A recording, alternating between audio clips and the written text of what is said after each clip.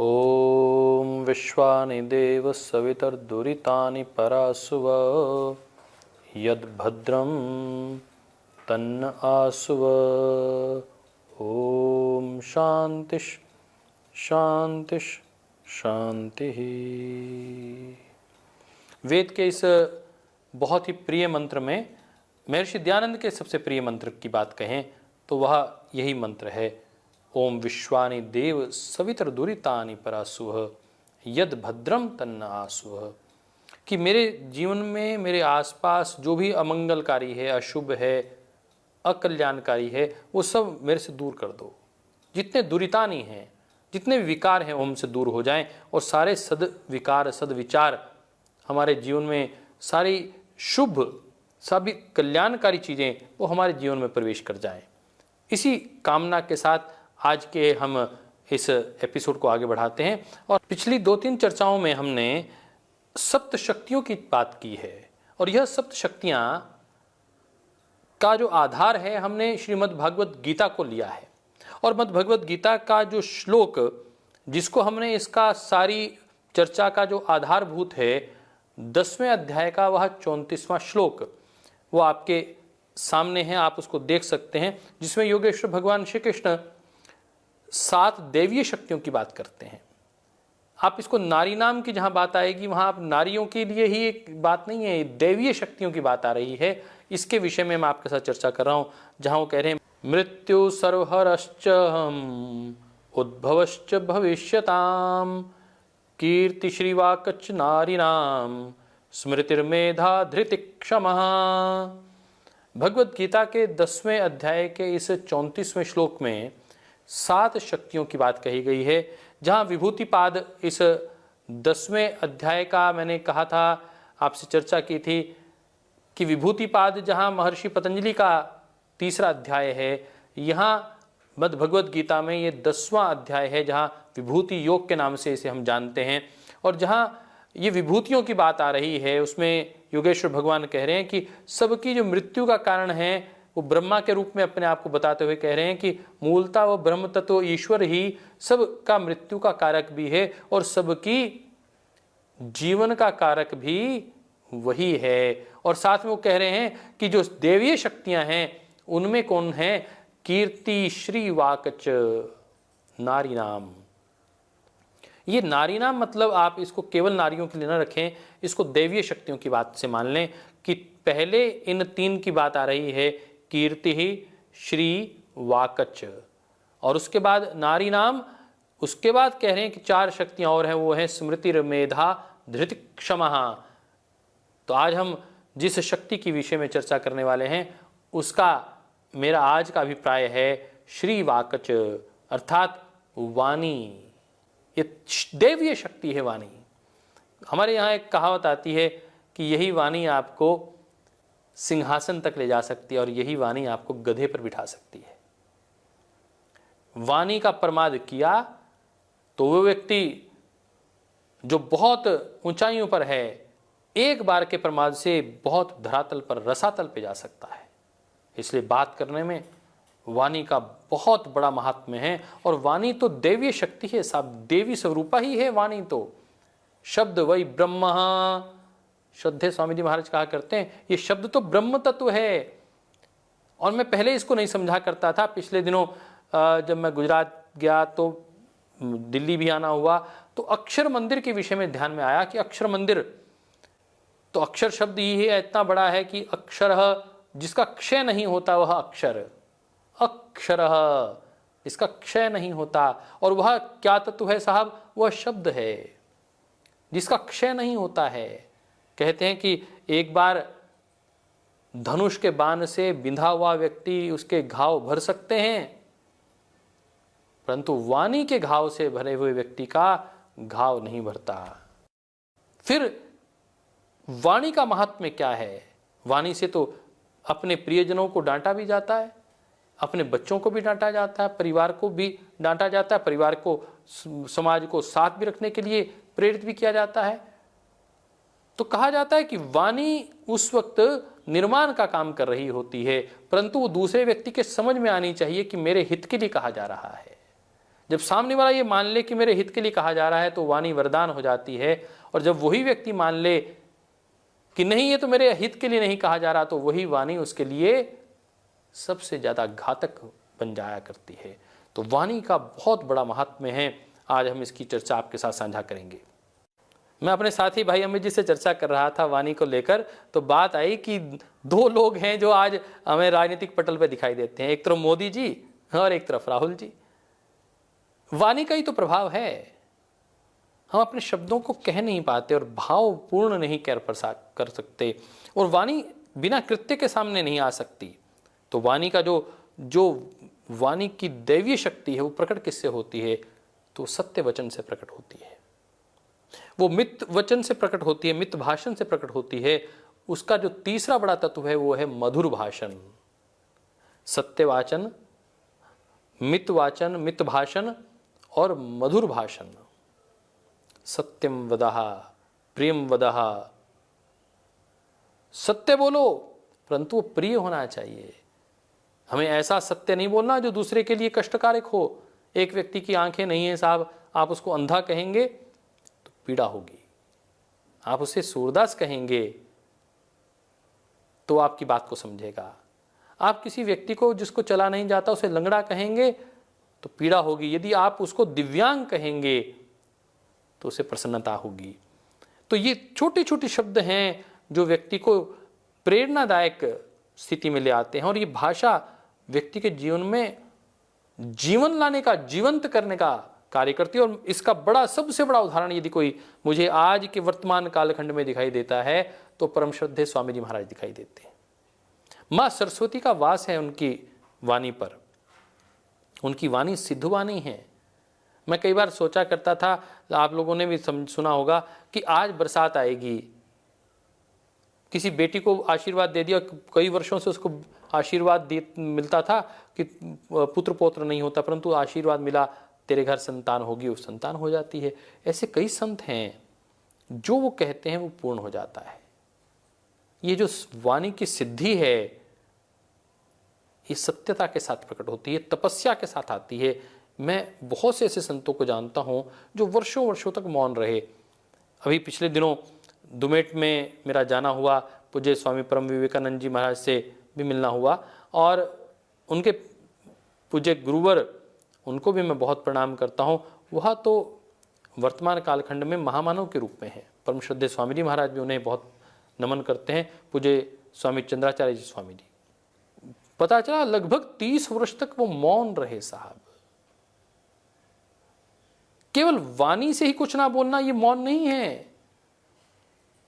भीतर से जो संकल्प उठ रहे हैं, वो विकल्प जो उठ रहे हैं, जो नकारात्मक विचार उठ रहे हैं, उनको नियंत्रण करना, यह मौन है।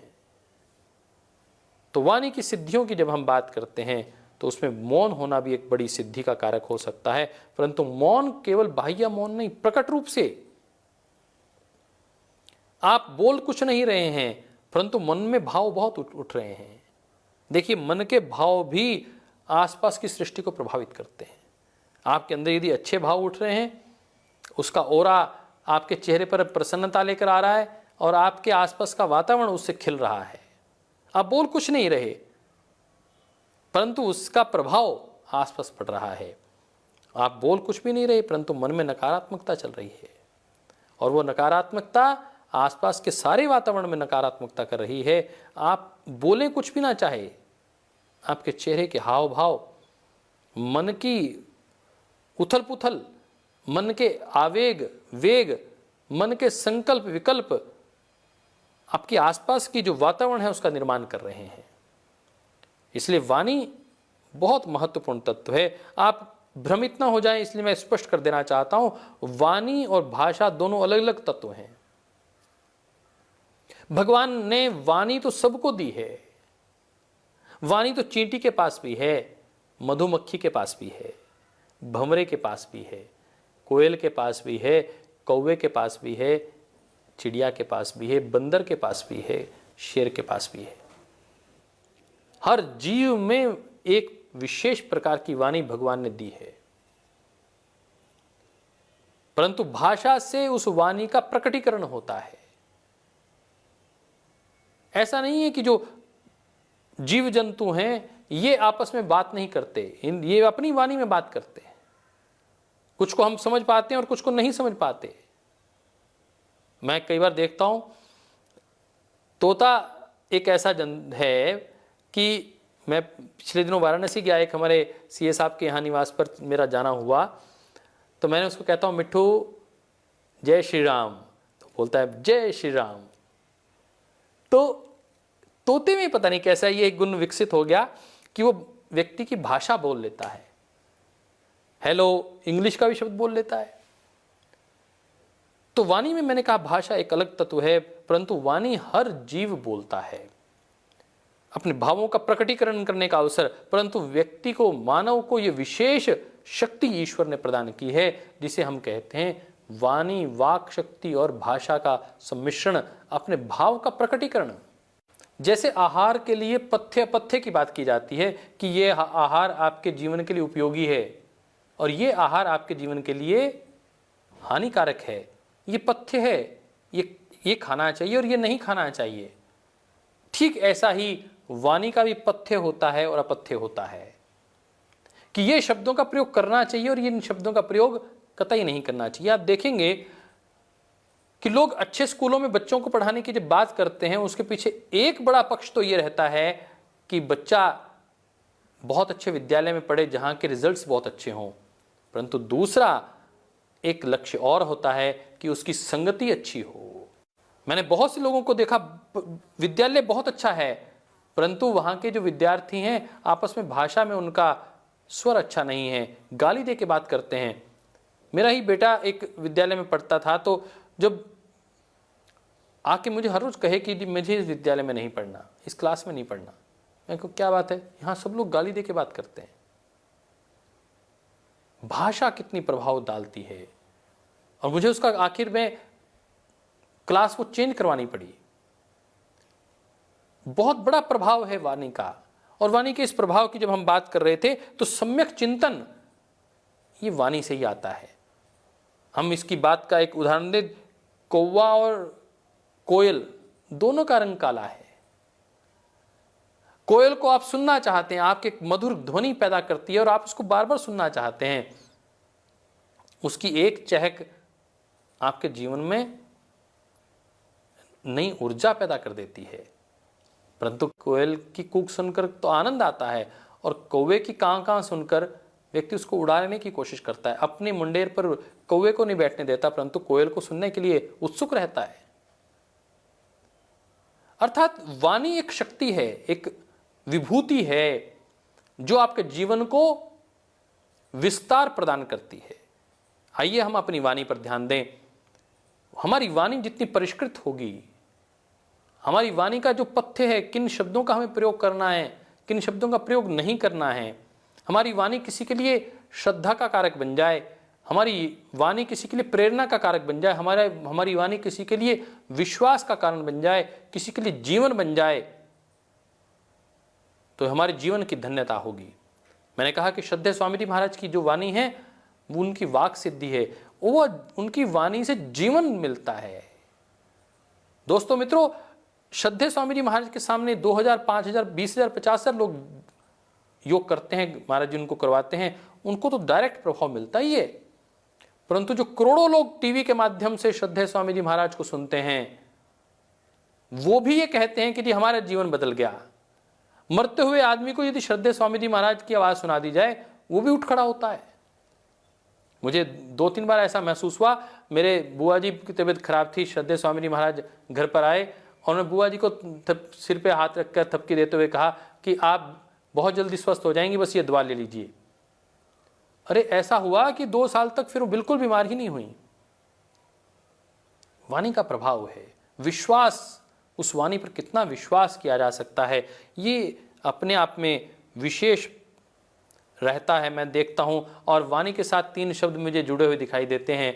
आपने दूरदर्शन देखा होगा, दूरदर्शन पर जब एक ट्यून आया करती थी, जब हम सबके घर में ब्लैक एंड वाइट टीवी थे, हमने भी कईयों के घर में जाके देखे, हमारे तो घर भी टीवी नहीं था, तो उसमें एक वाक्य आया करता था नीचे, लोगों के नीचे, सत्यम शिवम सुंदरम। तो वाणी साहब वाणी के साथ भी इन 3 तत्वों को यदि आप जोड़ दें तो ये वाणी विभूति ले आएगी। आपके जीवन में नई ऊर्जा, नई शक्ति का संचार कर देगी ये वाणी। ये आपको ही नहीं मैं कह रहा हूं, मैं अपने आप को भी ये बात समझा रहा हूं। सत्यम शिवम सुंदरम की वाणी ऐसी हो जो सत्य इसके साथ जुड़ी हुई हो, सत्य पर आधारित हो। शिवम अर्थात कल्याणकारी हो, दूसरों के जीवन में मंगल ही मंगल लेकर आए, श्री तत्व लेकर आए, कीर्ति बढ़ाने वाली हो। सुंदरम, और जिसको सुनकर कोयल जैसी कूक सुनाई दे कि कुछ और सुनने का मन करे। Beautiful voice. और स्वर स्मरागी लता जी को कौन नहीं जानता। और मैं तो यूं कहूंगा कि आज जिनकी वॉइस पहचान बन गई है, चाहे वो मोदी जी हों, चाहे मैं देखता हूं अमिताभ बच्चन हों। पिछले दिनों मेरा मुंबई कभी उनसे श्रद्धेय स्वामी जी महाराज के साथ मिलना हुआ, 2 मिनट ही मेरी जब उनके साथ बात हुई, परंतु वाणी में इतनी खनक थी कि लगता है कि व्यक्ति का व्यक्तित्व कितना बड़ा है। वाणी से व्यक्ति के व्यक्तित्व की भी पहचान होती है। आप किसी वाणी को, यदि एक व्यक्ति को 1 मिनट 2 मिनट सुन लेंगे तो आपको पता चल जाएगा कि व्यक्ति कहाँ खड़ा है, कितना मैच्योर है, ज्ञान कितना है उसका, कितने धरातल पर है। गुरुजन ऐसे ही देखते हैं साहब। बड़े गौर से सुन रहा था जमाना, हम ही सो गए दास्तां कहते कहते। हम अपनी बात जब कहा करते थे दृढ़ता के साथ, परिपक्वता के साथ कहा करते थे, जब हमारी वाणी सत्यम शिवम सुंदरम पर आधारित थी तो दुनिया सुना करती थी। महर्षि देव दयानंद इसका उदाहरण है, स्वामी विवेकानंद इसका उदाहरण है, महात्मा गांधी इसका उदाहरण है। आप जितने भी बड़े व्यक्तित्व ले लेंगे, उनका जो मूल तत्व आपको दिखाई देगा। जयप्रकाश नारायण जेपी, और वर्तमान कालखंड में आप देखेंगे तो लाल बहादुर शास्त्री से लेकर अटल बिहारी वाजपेयी को लोग सुनने के लिए 2-2, 4-4 लाख लोग उमड़ आया करते थे।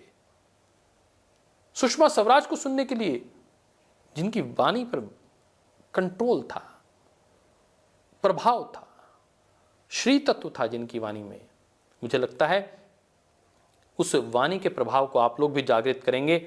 मेरा आप सबसे निवेदन है, इसके लिए आपको पुरुषार्थ विशेष करना पड़ेगा। पुरुषार्थ किसका करना पड़ेगा? वो पुरुषार्थ संकल्प का करना पड़ेगा। जहां हमने कहा कि पथ्य और अपथ्य होता है वाणी का, वहां अपथ्य क्या है? हम देखते हैं आम लोग जब चर्चा करते हैं तो दूसरे की निंदा से शुरुआत करते हैं, और व्यक्ति के व्यक्तित्व की परीक्षा हम उस निंदा के आधार पर करना शुरू कर देते हैं। इसे कहा जाता है कि परसेप्शन बना देना। वाणी से दूसरे व्यक्ति के व्यक्तित्व के परसेप्शन बनता है। आप यूं समझ लीजिए कि किसी व्यक्ति का व्यक्तित्व का चीरहरण आप वाणी से कर सकते हैं। आपने यदि उसमें झूठ का तड़का और लगा दिया, और ये लग जाया करता है, ये सहज मैं देखता हूं कि यदि व्यक्ति में एक प्रकार का अवगुण होगा, उसका तत्व यदि 10% होगा, जब व्यक्ति उसको बताने लगेगा तो उसको 90% करके बताएगा। और बिना लाग लपेट के कई बार मैं देखता हूं कि कुछ नहीं लेना देना, करते आप प्रेम हैं, परंतु फिर भी आप उसके विपरीत बात कर रहे हैं, निंदा कर रहे हैं। तो मुझे जितना ध्यान में आ रहा है, जितनी समझ में आ रही है कि भगवान श्री कृष्ण ब्रह्मा के रूप में, भगवान के रूप में ये बात कहना चाहते हैं कि आपके अंदर ये भागवत शक्ति है, आप इसका विस्तार कर सकते हैं, और मैं ये शक्ति के रूप में हूँ आपके भीतर। और जिसमें ये शक्ति आपको प्रभाव के साथ दिखाई देती है, उसमें वो भागवत और दैवीय शक्ति आपको स्पष्ट माननी चाहिए। मैं इस दृष्टिकोण से इस बात को आगे आपके साथ साझा करना चाहता हूँ। आज के वर्तमान कालखंड में हम पूज्य मुरारी बापू जी को लेते हैं, पूज्य भाईश्री जी को लेते हैं, हम देखते हैं कि लाखों लोग उनको, करोड़ों लोग उनको सुनते हैं। ऐसी जैसे मैंने कहा कि सुबह से लेकर शाम तक श्रद्धेय स्वामी जी महाराज अनेकों चैनल्स पे होते हैं, करोड़ों लोगों की व्यूअरशिप श्रद्धेय स्वामी जी महाराज की है, केवल और केवल वाणी के आधार पर, वाणी के प्रभाव के आधार पर। वाणी कितनी महत्व होती है, वाणी का प्रभाव बहुत से लोगों का बहुत अच्छा रहा है। मैं उनके विषय में आज चर्चा नहीं करूंगा, परंतु ऐसे बहुत आध्यात्मिक जन रहे हैं जिनका वाणी का बहुत प्रभाव रहा है, और लीडर बनने के लिए वाणी का प्रभाव होना अत्यंत आवश्यक है। यदि आपको मास में लीड करना है, जब तक आपकी वोकैबुलरी और आपकी भाषा और आपकी प्रस्तुतिकरण अच्छा नहीं है, तब तक आप अच्छा नेतृत्व नहीं कर सकते। इसी कड़ी में श्रद्धेय आचार्य श्री का मैंने पिछले दिनों आपने भी देखा होगा, कितने बड़े बड़े मंचों पर जब श्रद्धेय आचार्य श्री ने प्रश्नोत्तरों की बात अपनी बात रखी, वर्ल्ड मीडिया को संबोधित किया, आयुर्वेद को स्थापित करने की बात की, तो आज श्रद्धेय आचार्य श्री वर्ल्ड में आयुर्वेद के उद्घोषक माने जाते हैं, प्रखर वक्ता के रूप में माने जाते हैं। हमारे संस्थान में यदि हम बात करें तो राजीव भाई दीक्षित, जहाँ हमारा मुख्यालय, जहाँ से मैं अपनी बात रख रहा हूँ, वो भी, उनकी भी ईश्वर की बड़ी कृपा रही और उनके माता पिता की उनका संस्कार और सात्विकता का प्रभाव मुझे दिखाई देता था। बात को कहना और उसको लोगों के हृदय तक पहुंचना, ये अलग अलग बातें हैं। बात तो कोई भी कह सकता है, परंतु आपकी बात लोगों के हृदय पटल पर पहुंच जाए, उनको प्रभावित कर दे और लोग उस पर विश्वास करें, ये तीनों ही बातें अलग हैं। बात कहना, उसका प्रभाव होना और तीसरा उसका उस पर विश्वास करना, तीनों बहुत महत्वपूर्ण बातें हैं। देखिए, बात तो कोई भी कर सकता है और उसका प्रभाव, फिल्मों में बहुत से आप देखते हैं एक्टर, लोग उनके प्रभाव में आ जाते हैं, रो भी पड़ते हैं, आक्रोश में भी आ जाते हैं जब फिल्में चल रही होती हैं, परंतु विश्वास, ये तीसरा जो शब्द है विश्वास, ये सात्विकता के साथ प्रकट होता है, आध्यात्मिकता के साथ, वाणी के तप के कारण प्रकट होता है। मनः प्रसादः सौम्यतम मौनम। मौन वाणी की शक्ति को बहुत प्रचुर मात्रा में बढ़ाता है। मैंने कहा कि प्रकट रूप से वाणी, उसका मौन नहीं, भीतर से मौन होना, यह मौन शब्द से ही मुनि तत्व बना है। ये ऋषियों की प्रक्रिया, ये वाणी का तप कहा जाता है। मैं बात कर रहा था वाणी का प्रभाव कितना बड़ा होता है, कितने बड़े युद्ध इसके कारण हो जाते हैं, और यही वाणी किस प्रकार लोगों के मरहम लगाने का काम करती है, यही एक वाणी है। एक छोटा सा उदाहरण महाभारत का आपको देता हूँ। युधिष्ठिर ने बहुत अच्छा महल बनवाया और वो महल ऐसा था कि उसकी कोई सानी नहीं था दूर दूर तक। ऐसी कला और ऐसी सज्जा की गई थी जो कभी देखी नहीं थी, सुनी नहीं थी। उसको देखने के लिए दुर्योधन अपने भाइयों के साथ आते हैं और कहा जाता है जब वो अंदर एंटर करते हैं तो अपने पाँव, अपने कपड़े ऊपर करके पाँव एंटर करते हैं, तो उन्हें लगता है कि अरे नीचे पानी है, और एक जगह उनको लगता है कि पानी नहीं है और वहाँ चलते हैं और वहाँ फिसल जाते हैं, गिर जाते हैं। इतनी कलात्मक दृष्टिकोण से उस महल की रचना की गई थी, परंतु इतनी सी बात पर जब दुर्योधन गिरते हैं तो द्रौपदी के मुंह से सहसा निकल जाता है, अंधे का बेटा अंधा। वाणी के इस छोटे से दोष ने एक कटुता पैदा कर दी, इतनी बड़ी कटुता पैदा कर दी कि आज महाभारत जो दिखाई देती है उसके पीछे यदि आप इस शब्द को मूल में रखकर विचार करेंगे तो हम मानेंगे कि कहीं ना कहीं वाणी का दोष ही इतनी बड़ी महाभारत का कारण था। तो हम अपनी वाणी पर विशेष रूप से ध्यान रखें और वाणी की सजगता, वाणी का संयम, यही जीवन में दैवीय शक्ति का प्रकटीकरण करता है और यही ब्रह्म तत्व है हमारे जीवन में। और जिनके वाणी में यह शक्ति आपको दिखाई देती है, जो श्रवण भी करवाती है, जो प्रभाव भी दिखाती है, जो विश्वास भी पैदा करती है, आप समझ लीजिए उन पर विशेष रूप से माँ भगवती की कृपा है, भागवत शक्ति के वो संवाहक हैं। इसी को ध्यान में रखते हुए उन सब संत पुरुषों को, पुण्य आत्माओं को, देवीय शक्तियों को मेरा बहुत बहुत प्रणाम, और हमारे भीतर भी वह विभूति, वाणी की विभूति जागृत हो, यह शक्ति आगे बढ़े, इसको लेकर हम भी प्रयासरत रहें। इतना ही कहते हुए अपनी वाणी को विराम देता हूँ। ओम शांतिश शांतिश शांति।